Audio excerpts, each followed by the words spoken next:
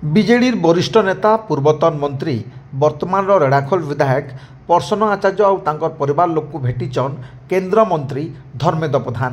ଆଜକା ବରଗଡ଼ ଗସ୍ତରେ ଆସିକରି କେନ୍ଦ୍ରମନ୍ତ୍ରୀ ଧର୍ମେନ୍ଦ୍ର ପ୍ରଧାନ ପ୍ରସନ୍ନ ଆଚାର୍ଯ୍ୟଙ୍କର ଘରକେ ଯାଇକରି ତାଙ୍କର ପରିବାର ଲୋକଙ୍କୁ ଭେଟିକରି ସାନ୍ତ୍ୱନା ଜଣାଇଛନ୍। କିଛି ଦିନ ତଳେ ପ୍ରସନ୍ନ ଆଚାର୍ଯ୍ୟଙ୍କର ଧର୍ମପତ୍ନୀ ଚାରୁଶୀଲା ଆଚାର୍ଯ୍ୟଙ୍କର ଦେହାନ୍ତ ହୋଇଥିଲା। ସେ ଜଣେ ଧର୍ମପରାୟଣ ମହିଳା ଆର୍ ସମାଜସେବୀ ଥିଲେ।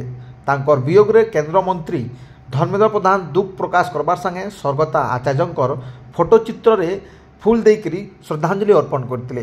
केन्द्रमंत्री संगे पंचायतीराज मंत्री रवि नायक, बरगढ़ विधायक, अताबिरा विधायक, विजयपुर विधायक आउ झारसुड़ा विधायक भी उपस्थित थिले। केन्द्रमंत्री आला बेले के तांकु बरगढ़ 5-6 छकरे विपुल मात्रा रे जनसाधारण ठिया होकरी तांकु स्वागत संबर्धना जनाइथिले।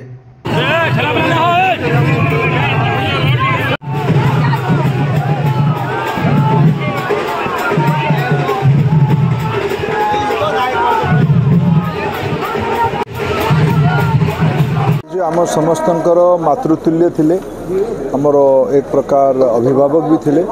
प्रसन्न बाबू संग मोर व्यक्तिगत संपर्क बहुत वर्षर, जड़े बड़ भाई भावे जड़े अभिभावक भावे तांकर संगे सदाबले समय बितेले अत्यंत प्रेरणा मिले।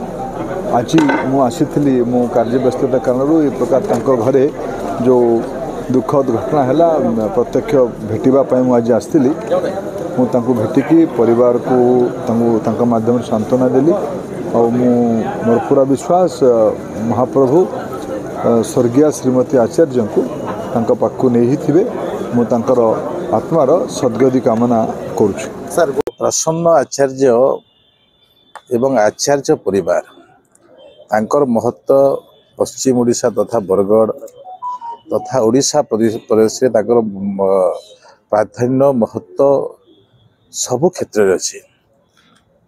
आमर सौभाग्य आज घर को आम आसबार सौभाग्य पाइलु। तांकर जो सहधर्मिणी देहांत से देहांत शुणिला परे समस्त दुखित। आज केंद्र मंत्री धर्मेन्द्र प्रधान भी आसी संगे आम भी आसलु, डेप्यूटी चीफ भी आसते, विधायक 5-6 जन आसी। दल अलगा हो पारे किंतु संपर्क सबुठ बड़। तांकर जो विचार जो भी रखि था से विचार महत्व बहुत सबुठ ऊर्धरे सबु विषय को नेला भितर ए होछि आमर विचार भावर एक प्रक्रिया। से प्रक्रिया भितर आम समस्ते रहिले जो भाई बंधुर वातावरण को हाजे से संपर्क रही था। नहीं मृत्यु तो सब अनेक समय आकस्मिक भाव में आसे, तेणु मोर पत्नी आकस्मिक मृत्यु है से विभिन्न वर्गर लोक मो प्रति अत्यंत सहानुभूति प्रकट कर वार्ता देती कि घर को आई से परिप्रेक्षी में क्रमबद्ध भाव में अनेक मोर पुरातन बंधु दल मत निर्विशेष से आसी मत समवेदना ज्ञापन कर।